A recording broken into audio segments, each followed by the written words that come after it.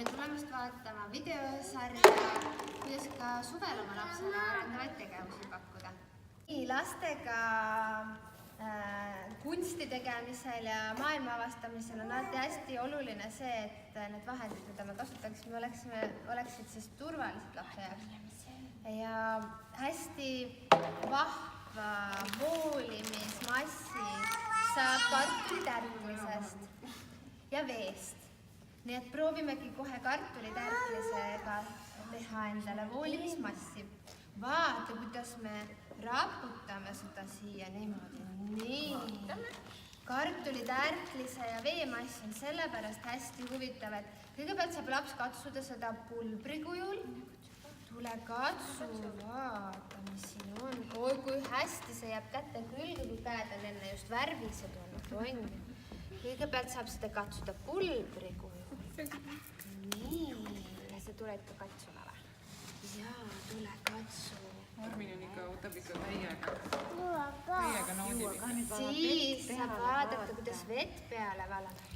Saab katsuda ka vett. Vaata, Armin, sulle käe pihta niimoodi. Nii. Opa. Kui hästi. Ja nüüd me segame selle ära ja me saame sellest hästi toreda voolimismassi.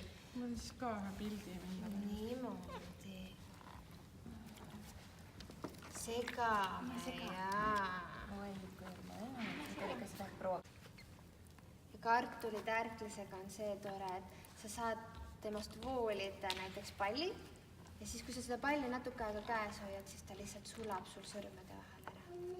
Ja vaata niimoodi.